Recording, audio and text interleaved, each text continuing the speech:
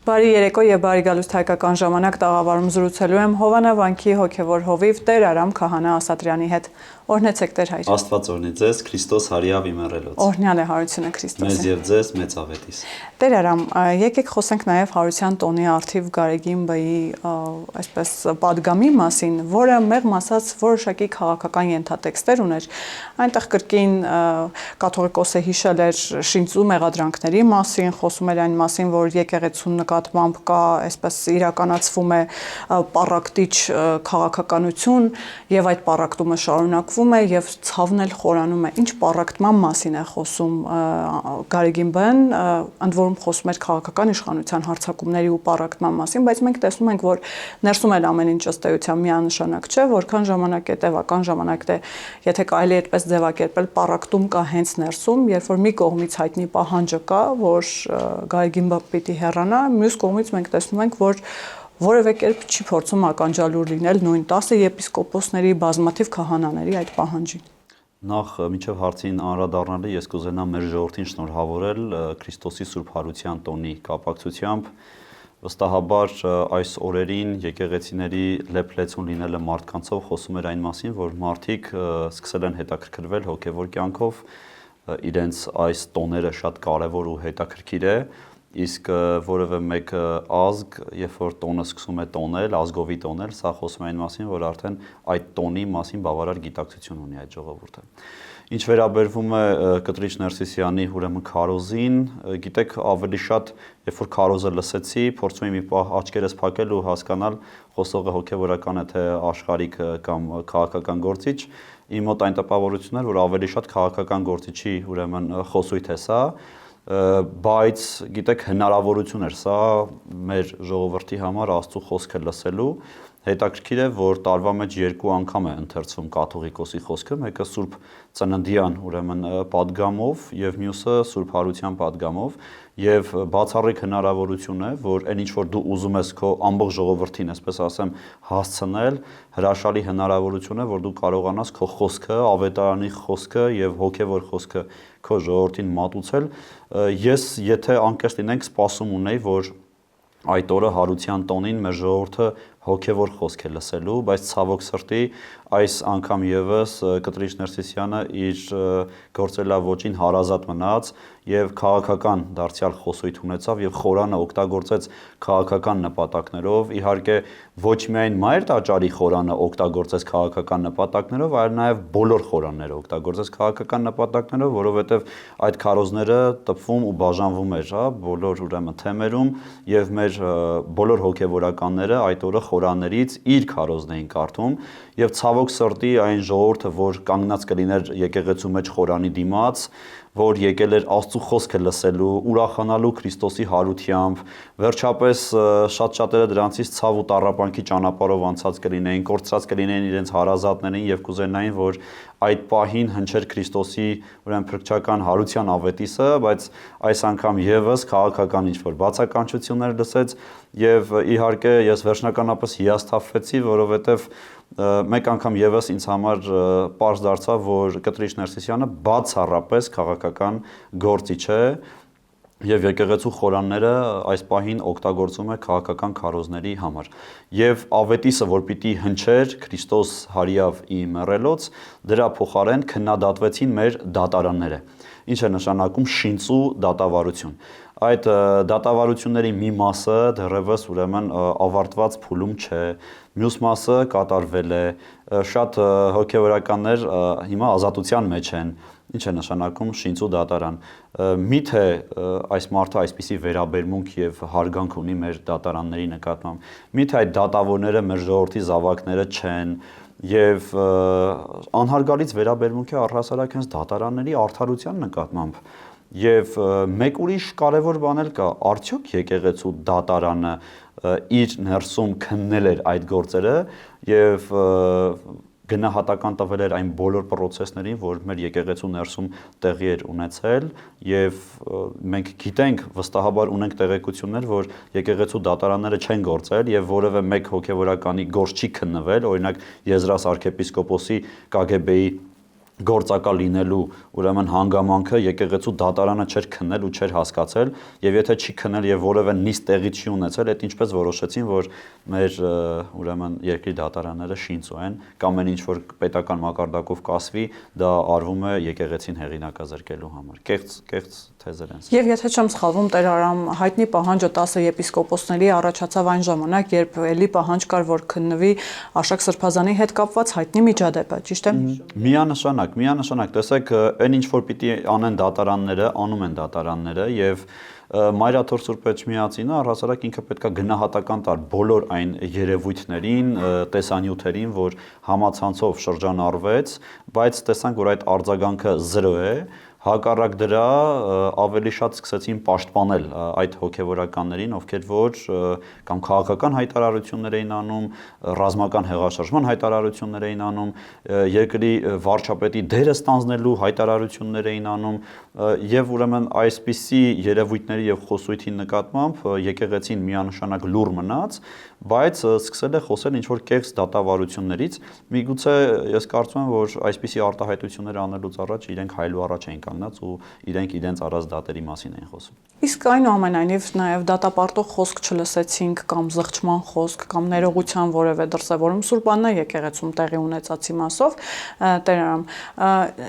ինչ վերաբերմունք ունեք, ձեր տեսակետը ինչպիսին է, որովհետև մենք տեսանք, թե ինչ տեղի ունեցավ եւ րոպեներ հետո տեսանք սարկավագների, որոնք իրավապահ մարմինների աշխատանքն էին, այսպես ասած, խոչընդոտում եւ կամ իրավապահ մարմինների հետ, աշխատակիցների հետ փորձում էին վեճի մեջ մտնել։ Անշուշտ կանրադառնամ այս հարցին, բայց մեկ ուրիշ բան, որ իմ մտքով անցավ, ինչի է արժանի մեր ժողովուրդը, միթե Աստծո խոսքը լսելու արժանի չէ։ Եվ փաստացի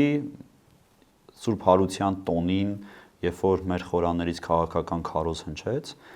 ես նաև այս կերպ անհարգալից վերաբերմունք եմ տեսնում ժողովրդի հոգևոր կյանքի նկատմամբ։ Տեսեք, Կտրիչ Ներսիսյանը առհասարակ իրեն չի հետաքրքրում ժողովրդի հոգևոր կյանքը եւ ինքը պատասխանատվություն չունի իր համայնքի կամ իր ժողովրդի զավակների հոգևոր կյանքի նկատմամբ։ Կարող էր, չէ, այդ պահը օգտագործել ու մարդկանց մեջ մեկ քար ավել հոգևոր կյանքի կառուցման հարցում ներդնել, բայց ինքը որոշեց խոսել ինչ-որ ազգային բարերարից, մի մեծահարուստ մարդուց, որի հետ կապված ուրեմն դատական պրոցեսներ կար։ Ես զարմանում եմ, միթե մեր երկրի մեջ չկա ավելի կարևոր հարցեր քննարկելու եւ եկեղեցու գործառույթը այն է, որ հռչակի Հիսուս Քրիստոսի հարությունը, բայց ամեն անգամ խնամքով մեր եկեղեցու բարձր խորաններից քաղաքական քարոզներ են եւ չգիտես ինչու պաշտպանում են մեկ օլիգարխի կամ հարուստ անձնավորության, ով պետության ուրեմն կայացման նկատմամբ ինչ որ հայտարարությամբ հանդես է եկել։ Ես չեմ կարծում, որ մեր եկեղեցու առաքելությունը դա է եւ ամենակարևորը հայ հոգեվորականի եւ հայ հավատացյալի ականջի համար լսելը, թե ինչ դատական պրոցեսներ որևէ մեկ անձի հետ կապված ինչպես են ընթանում։ Սա ուղղակի արհամարանք է տվյալ ժողովրդի նկատմամբ եւ ես ուղղակի խնդրում եմ, որ մեր ժողովուրդը եւ նաեւ ունեմ տեղեկություններ, օրինակ Հայաստանի տարբեր տեղերից եւ հավատացյալներ եւ նաեւ հոգեվորականներ են ինձ զանգահարել եւ այդ մարդիկ, այդ հոգեվորականները անգամ բարեկարգման մեր օրակարգին միացած չեն արտաքնապես, այսպես երևացող կերպով, բայց ծպտյալ, այսպես ասեմ, շատ այսպես մեզ հետ համագործակցում են, շատ լավ կերպով համագործակցում են եւ իրենց ասածը հետեւյալն է, որ խնդրում ենք ինչ որ անելու եք, արագացնեք, վերջացնեք, որովհետև մենք էլ այսպես տեսնում ենք, որ մեր համայնքները պառակտվում են, մենք էլ չենք կարող այսքան քաղաքական քարոզներ ոնց որ ասել ժողովրդին, ժողովրդի դիմադրությունն էլ կա այս ամենին։ Զատկի օրը ինձ Հայաստանի մի մարզից զանգել էին ու մարդիկ ուղղակի դժգոհում էին, ինչի պիտի իրեն գնան եկեղեցի եւ այնտեղ ուղղակի քաղաքական քարոզներ լսեն, այն դեպքում, երբ որ իրեն գնացել էին Աստծո խոսքը լսելու։ Եվ սա ինձ համար իհարկե ամոթալի է, որովհետև ես չգիտեմ աշխարհում կա մեկ այլ եկեղեցի, որ այսքան քաղաքականացված լինի եւ ստիպի իր հավատացյալին, որ քաղաքական ինչ որ խոսույթ կամ արտահայտություններ լսի։ Իսկ ինչ վերաբերում է Սուրբ Աննայի դեպքերին, ուրեմն պետքա բոլորը հասկանան, որ կապ չունի դու եկեղեցուց դուրս ինչ խնդիրներ կունենաք, տարակարծություններ, գիտեք նորմալ է, որ 2, 3, 5 մարդ տարբեր մտքեր կամ կարծիքներ կունենան, ես ամենայն հարգանքով եմ լցված անգամ բոլոր այն մարդկանց հանդեպ, ովքեր որ չեն կիսում իմ մտքերն ու գաղափարները, եւ երբ որ ես կանգնում եմ աղոթքի, ես միայն աղոթքի չեմ կանգնում այն մարդկանց համար, ովքեր որ կիսում են իմ գաղափարները, ես նաեւ աղոթում եմ այն մարդկանց համար, ովքեր չեն կիսում իմ գաղափարները եւ առավել շատ աղոթում եմ հենց այդ մարդկանց համար, ովքեր որ չեն կիսում իմ գաղափարները եւ նրանց նկատմամբ առհասարակ ագրեսիայով լցված չեմ, չարությամբ լցված չեմ, որովհետեւ ես գիտակցում եմ, որ նրանք հենց մեր ժողովրդի զավակներն են, իմ եղբայրներն են, իմ քույրերն են, բայց մենք սահմանափակում ենք եկեղեցին այն դեպքում, երբ որ կանգնում ենք մեկ անձի կողքին կամ պաշտպանում ենք մեկ մեծահարուստի կամ X մարդու շահերը։ Իսկ եկեղեցին ավելի լայն ու ավելի մեծ է, հա, այնտեղ դու չես կարող սահմանափակում մտցնել եւ ոչ միայն դու լինես այդ սահմանափակ մտածողության կրողը, այլ նաեւ ու մանավանդ քո հավատացյալին էլ մղես, որ, չգիտեմ, գնա կամ ընտրի X մարդուն։ Այսինքն, այստեղ մենք տեսնում ենք, որ եկեղեցին նաև ուղղորդում է, հա, ընտրություններին ում կարելի է ընտրել եւ առավել այս ամեն ինչը իրականացնում է կեղծ թեզ օրակարգ ստեղծելով, թե պետությունը ճնշում է եկեղեցին կամ ճնշում է բոլոր այն մարդկանց, ովքեր որ կանգնած են եկեղեցու կողքին։ Սա կեղծ է, սա իրականության հետ առհասարակ կապ չունի, որովհետև այսօր եկեղեցի եւ պետություն հարաբերությունները որևէ կոնֆլիկտ գոյություն չունի եւ եկեղեցին եւ պետությունը ես կհամեմատեմ հոր ու մոր հետ։ Հաճախ չէ, մենք երեխաներին հարց տալիս, հորդ է շատ սիրում, թե մորդ է շատ սիրում։ Ինձ համար սա վատ հարց է, որովհետև երկուսն էլ մեզ համար սրբություն են եւ պետք չի, որ հարցնենք, թե դրանցից որ մեկին ենք, իրենցից որ մեկին ենք ավելի շատ սիրում։ Ինձ համար իմ պետությունը, իմ հայրենիքը հենց ասոցացվում է հոր հետ, իսկ եկեղեցին ասոցացվում է մոր հետ, եւ այն ինչ որ կատարվում է այս օրերին, սա պաշտպանությունն է եւ հոր, եւ նաեւ մոր։ Բայց առաջին տեղում ինձ համար այս պահի դրությամբ, գոնե այս պահի դրությամբ իմ պետությունս է, որովհետև ես հիմա մեր պետությունը կամ պետականությունը կամ անկախությունը կնմանեցնեմ փոքր երեխայի, որ խնամքի կարիք ունի, նոր ենք անկախացել, նոր ենք պետականություն ձեռք բերել, իսկ եկեղեցին այս իմաստով ավելի պաշտպանված է, հաճախ նաև սիրում ենք, չէ՞, կրկնել, որ պետականություն չունենալու պարագային եկեղեցին ստանձնել է պետության դերը, ես ամոթով եմ ասում, որ ստանձնել է, որովհետև դա վատ է, որ ստանձնել է, դա լավ օրից չէ, որ եկեղեցին ստանձնել է պետության դերը։ Մենք պետք է ունենանք պետություն եւ յուրաքանչյուր հայ, առավել եւս հոգեվորական, ինքը պարտավոր է կանգնել ամենաառաջինը պետության կողքին, որ այդ երեխան, այդ մանուկը աճի ու զորանա։ Տեր Արամ, ինչով է պայմանավորված այդ, այսպես ասած, ընտրովի մոտեցումը, որ մի դեպքում, օրինակ, մայրաթոռը ամենօրյա ռեժիմով, այսպես ամենշաբաթյա ռեժիմով կարող է բարձրաձայնել ինչ որ մեկի հետ կատարվող ճակերտավոր ասած անարդարության մասին, նույն օլիգարխի մասին, որ դուք խոսում եք, որտեղ է այդ օրգանական կապը եւ քանի որ նաեւ Ռուսաստանի Դաշնությունից են մեզ հետ բազմաթիվ մեր ունկնդիրներ կապի դուրս գալիս եւ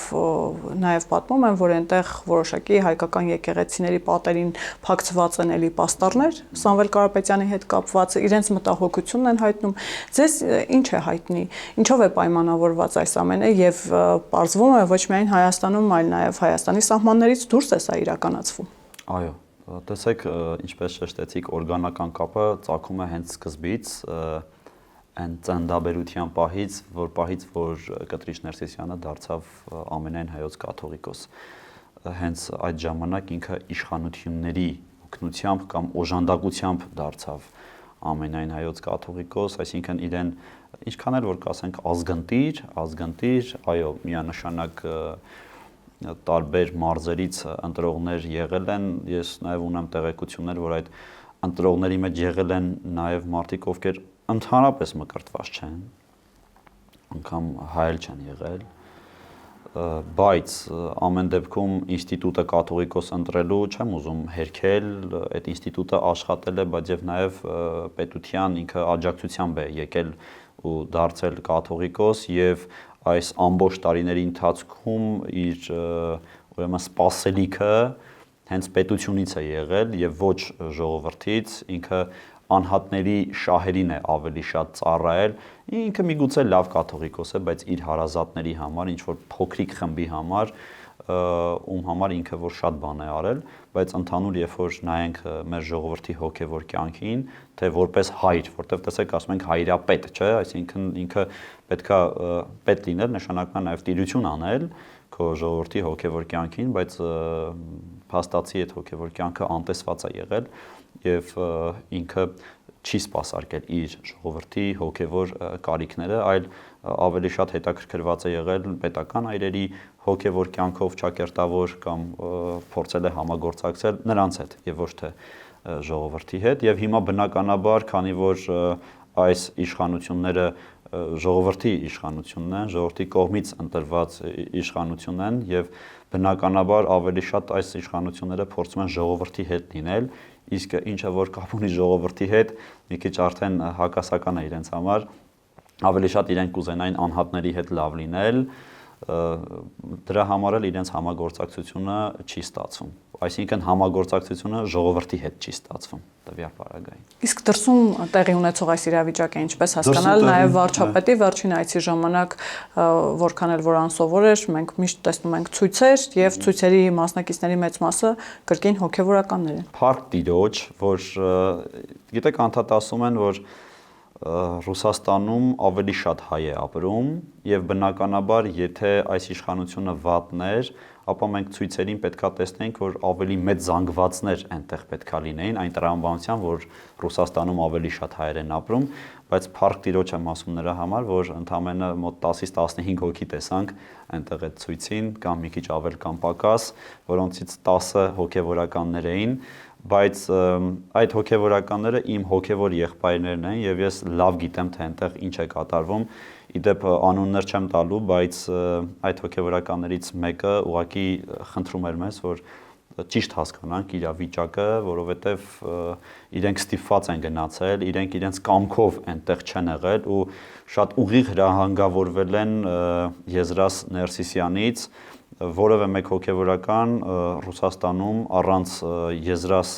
Ներսիսյանի ուրեմն հրահանգի որևէ բան անել չէր կարող եւ ես ուղղակի ուզում եմ որ դուք այդ քահանաների արարքի նկատմամբ հանդուրժող լինեք ու իմացեք որ այս ամենի հեղինակը հենց այդ երկու եղբայրներն են Ներսիսյան եղբայրներն են, որոնց ուրեմն կառավարման, վատ կառավարման, սխալ պատկերացումների առհասարակ եկեղեցու մասին հետևանքով այնտեղ նաև հայ հոգևորականներն են տուժում։ Բա ուր էր այդ ժողովուրդը, եթե իրենց քարոզչության մեջ հաջողել են, եթե այնպես են քարոզել, որ այս իշխանությունը վատն է եւ ազգակործան է, մարդիկ այսօր շատ լավ հասկանում են, մարդիկ ունեն գիտակցություն եւ տեսնում են, որ իրենց երկիրը ծաղկում է, այդ իսկ պատճառով էլ այնտեղ 10-ից 15 հոգի էին։ Թե մի առաջնորդի կողմից ճնշումներ կա, ճիշտ հասկացա։ Ուղիղ թե բնականաբար իր հրահանգով է ամեն բան արվում։ Առաջին հայացքից, երբ որ ես այդ կադրը տեսա, պատկերը տեսա, որ այրում էին վարչապետի նկարը, առաջին բանը, որ զգացի, ամոթներ։ Ես իրենց փոխարեն ամաչում էի։ Գիտեք, մի բան ասեմ, երբ որ ես իմ երկրի ղեկավարին օրինակ տեսնում եմ Միացյալ Նահանգներում աշխարհի թիվ 1 ղեկավարի կողքին նստած կամ աշխարհի հզորների հետ բանակցելիս, ես այն մտքին եմ, որ ոչ միայն ինքն է բանակցում այդ մարդկանց հետ, այլ նաև հայ ժողովուրդն է մասնակցում այդ բանակցություններին եւ ես իր ներկայությամբ նաև հայ ժողովրդին եմ այնտեղ տեսնում եւ նաև հակառակը այստեղ, երբ որ այրում են երկրի ղեկավարի նկարը, իմ պատկերացմամբ հայ ժողովրդի դեմքն են այրում այնտեղ, ինչը որ հուշում է այն մասին, որ այս եկեղեցական իշխանությունը հակազգային իշխանություն է ուղղակի եւ պետքա գա ժամանակը եւ այն ինչը որ չի ծառայում մեր ժողովրդին եւ մեր ժողովրդի շահերին ուղղակի պետքա մաքրվի, բայց ես նախընտրում եմ եւ նաեւ գիտեմ որ մեր կառավարությունը եւ մեր 10 եպիսկոպոսները հենց այդ մտքին են որ այն ինչ որ արվելու է պետք է հոգեվոր ձևաչափով արվի։ Տեր Հրամ, նախընտրական տրամաբանության մեջ մենք նաև տեսնում ենք, որ այնուամենայնիվ մասնակցում են որոշ հոգևորականներ, առնվազն հայտարարություններ ենք լսում, անեծքախառը, այսպես ասեմ, օրինակ որոշ հոգևորականներ հայտարարում են, որ նրանք, ովքեր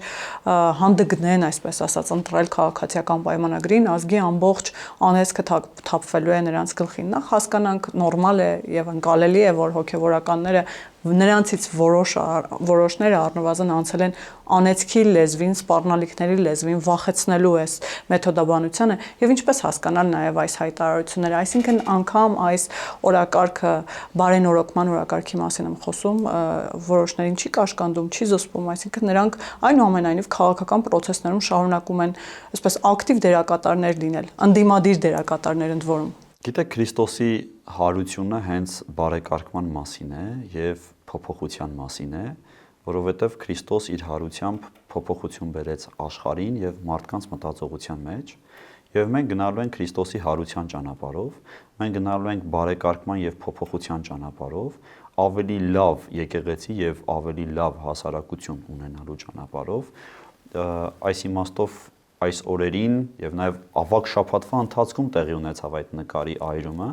այն հոգեվորականները, ովքեր որ այնտեղ էին, փաստացի այդ հոգեվորականները իրենց եկեղեցում չէին եւ իրենց հավատացյալների հետ չէին, աղոթքի փոխարեն չար կամ վատ բանով էին զբաղվում, ուղղակի իրենց վիճակը շատ ծանր ու վատ է, որովհետեւ հավատացած են, որ յուրաքանչյուր հոգեվորականի, իրական հոգեվորականի հարստաս կուզես վատ բաներով զբաղվել թե աղոթքով, պետք է ընտրեր աղոթքը, փաստացի այս մարդիկ եկեղեցիները փակել, եկել էին այնտեղ ցույցեր էին անում, այն էլ այդպիսի սուրբ օրերի, ուրեմն ժամանակ։ Այս օրերին բացառապես Սուրբ Հարության տոներից հետո 40 օր մենք ասում ենք Քրիստոս հարյավ իմառելոց, այսինքն մենք պետքա օրհնենք, մենք պետքա ավետիս տանք, իսկ ավետիս տալու փոխարեն, այսինքն այս շորը, այս համազգեստը հակած հոգեվորականը գոնե ավետիսը տա իր ժողովրդին, որ Քրիստոս հարություն է առել, անեծք է անում։ Նրան դեպքում, որ մեր եկեղեցին անեծքը չի ընդունում, եւ գոնե բարիք խոսա, բարին քարոզի,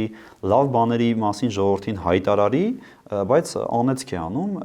այն դեպքում, երբ որ մարգարեություններից մեկում ասում է, որ գնա ու օրհնիր քո ժողովրդին, անդադ օրհնության մասին է խոսում, այսինքն Աստված ցանկանում է մեր բերանով իր օրհնությունը հասցնել իր ժողովրդին, բայց փաստացի ինչ ենք անում մենք։ Անեծք։ Այսինքն Կտրիչ Ներսիսյանի հոգեվորականի իդեալը սա է։ Ինքը այսպիսի հոգեվորականներ է ուզում, ովքեր աչուձախ անեծք անեն, վատաբանեն, քննադատեն, այն էլ այսպիսի օրերին։ Գոնե ամոթ ունենան, այսպիսի օրերին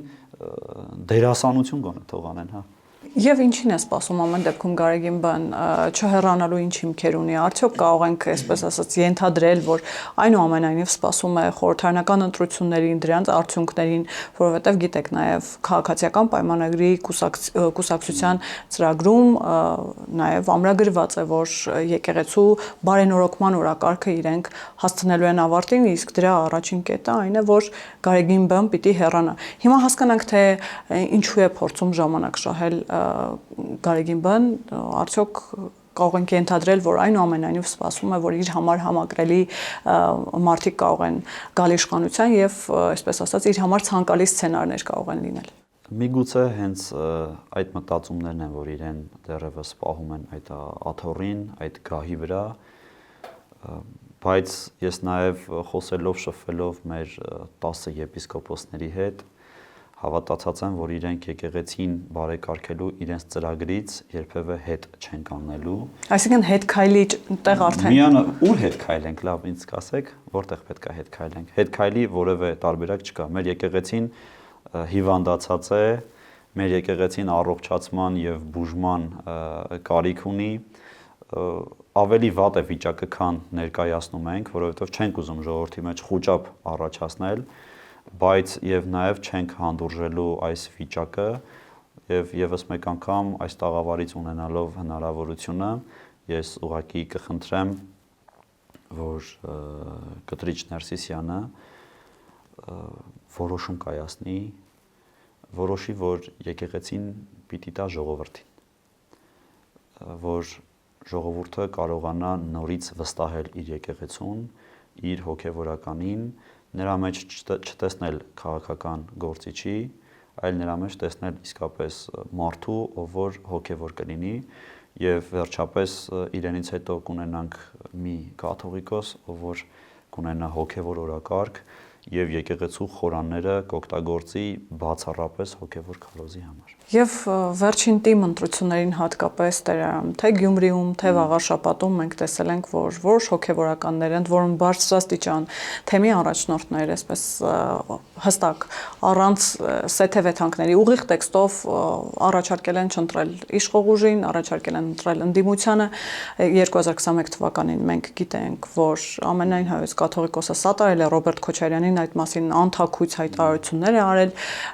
եւ մենք տեսնում ենք թե ինչպիսի արդյունք է ստացվել։ Հիմա այդ սատարումը մեկ այլ ուժի կամ անհատի կողմն է, նույն ռուսաստանցի օլիգարխի, որի մասին մենք խոսում ենք։ Ինչ եք կարծում, այդ իմաստով ավելի շատ օգնում են հոգեվորականները նույն այդ ուժերին, անհատներին, թե հակառակը։ Ես բոլոր հոգեվորականներին ուղղակի խնդրում եմ, որ չօգտագործվեն։ Ես չգիտեմ իրենք ինչեր ունեն արած, որ հիմա վախենում են, որ այդ ամենը կբացահայտվի, բայց ինչ էլ որ արած լինեն, խնդրում եմ, որ դրանից էլ չվախենան եւ գան ու կանգնեն պետության ու պետականության կողքին, որովհետեւ մեզ համար հրաշալի հնարավորություն է ստեղծվել խաղաղության եւ մենք իսկապես պետք է պահպանենք այս խաղաղությունը։ Մենք չպետք է գնանք պատերազմի ճանապարհով, մենք պետք է գնանք հաղթանակի ճանապարհով, իսկ հաղթանակի ճանապարհ այստեղ միայն պատերազմի ճանապարհը չէ։ Մենք կարող ենք նաև իմաստուն կերպով գնալ հաղթանակների, առանց զոհերի, առանց արյան, եւ եթե իրենք կկարողանան, այս որոշումը կայացնել, իրենց սեփական անձնական շահը դնել մի կողմ եւ հանուն եկեղեցու իսկապես գալ ու կանգնել պետության կողքին։ Գիտեք, ես այսօր անդրադարձ էի ունենում, թե մենք որպես հոգեվորական արդյոք բավարար չափով սիրում ենք մեր պետությունը, ինչպես որ կսիրենք եկեղեցին, քիչ է մեզ քարոզվել մեր պետության մասին, որ պետք է մենք մեր պետությունը սիրենք։ Իսկապես քիչ է քարոզվել, բայց ես ուզում եմ, որ այս պահին մենք առավել չափով սկսենք մտածել հենց մեր պետության մասին, որովհետև եթե դու կունենաս պետություն, դու կունենաս ամեն ինչ։ Խաղաղ եկեղեցի կունենաս, խաղաղ ժողովուրդ կունենաս, առաջնային եւ երկրորդական բաներ կան։ Այս պահին որևէ մեկ հոգեվորական թող իր համար առաջնայինը դարձնի պետության եւ պետականության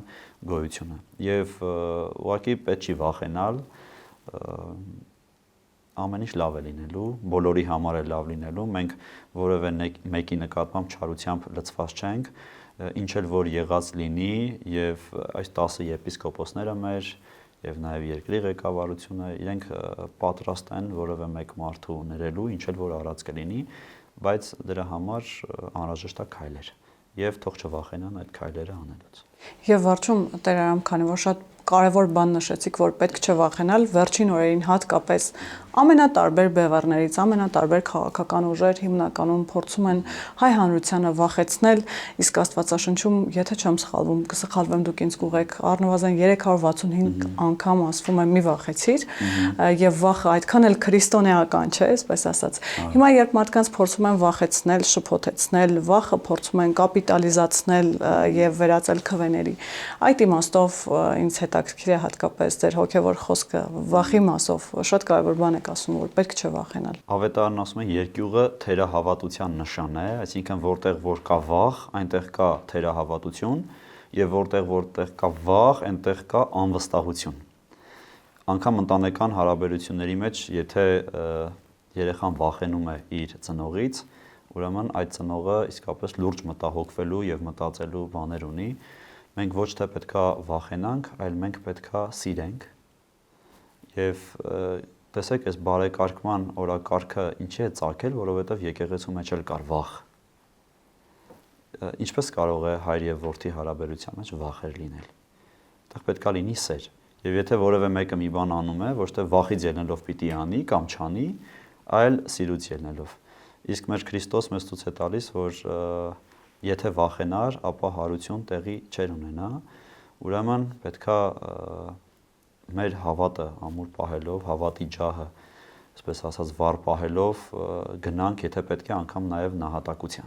նահատակության եւ մինչև չունենանք այդ նահատակությունը, ապա հարություն այս բարի ավետիսը մեր ականջներին լսելի չի լինի։ Պետք չի վախենալ, Փառք Տիրոջ, Աստված մեզ այնպիսի ժամանակաշրջան, այնպիսի ժամանակահատված է տվել, որ կարող ենք կայանալ եւ ազգերի այս մեծ բեմը, որ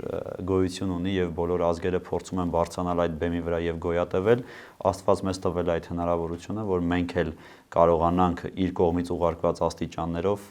բարձրանալ այդ բեմի վրա, կանգնել հպարտորեն այնտեղ եւ ասել, որ հայը կա եւ շարունակելու է ապրել։ Եվ քրիստոնեությունը նաեւ ազատության մասին է, մարդիկ ազատ են, չէ՞, իրենց ընտրելու իրավունքի մեջ հատկապես։ Իհարկե, ազատ են, ես ուզում եմ, որ իրենք նաեւ իրենց հիշողությունները լարեն, հիշելու համար, թե ժամանակին ինչ չունեին եւ հիմա ինչ ունեն, եւ ժամանակին ինչ ունեին, որ հիմա չունեն, եւ եթե այդքան բան հիշեն եւ կարողանան վերլուծել, բնականաբար կարող են նաեւ ճիշտ ընտրություն կատարել։ Շնորհակալ եմ Տեր Արամ։ Աստված օրհնի ձեզ։ Հիշեցնեմ, որ զրուցակիցս Տեր Արամ Քահանա Ասատրյանն էր, կհանդիպենք։